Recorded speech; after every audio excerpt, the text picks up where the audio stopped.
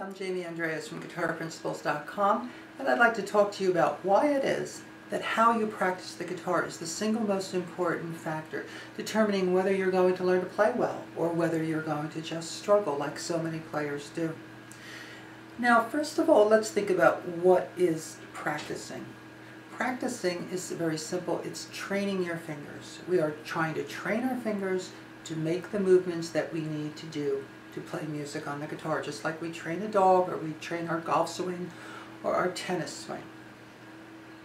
Now, the fact is that what we really want to do is to train our muscles, which are connected to the bones that we call our fingers, and the muscles that are connected to the bones we call our arms that we use when we play. We want to train those muscles to be able to make relaxed movements, the movements that are needed to play. So whether it is playing scales, the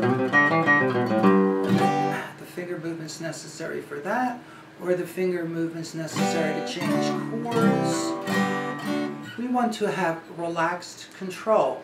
That simply means that when I tell the fingers to do a particular thing, when the brain tells the fingers to make the movement, the fingers will go ahead and make the movements. Instead, what happens, because of the way people practice, because they don't know how to practice correctly, they don't build in relaxed control, they build in tension into the muscles. They literally tie up the muscle fibers with tension. They don't know that, they don't really pay attention to it. But the fact is, when they try to play, they get more something like this when they try to make the movements. They get a shaking and a tension, and when they try to do it smoothly, because music goes to a beat, they don't make the chord changes in time. What they don't know is that their muscles, even the large muscles of the shoulder, the upper body, they're all tied up with tension, and they prevent the operation of the fingers. So they don't have relaxed control, they have this tension built in. Whether you are trying to train your fingers to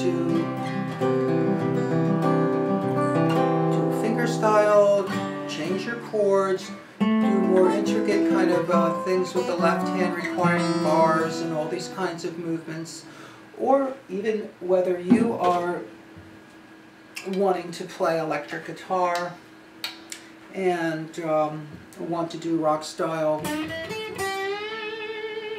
learn bends and vibratos, which is a completely different use of the hands and the fingers. Whatever it is you're trying to do, there is a process by which you can systematically train the muscles to make relaxed movements. And if you know how to do that, you can learn any style of guitar you want, and you can become as good as you want. And it doesn't matter whether you have natural talent or not, because these are just the scientific laws of how the body works. All the methods of building relaxed control for playing guitar, no matter what style it is, and in fact even for undoing bad habits that you've gotten so far, those are contained in my method called the Principles of Correct Practice for Guitar.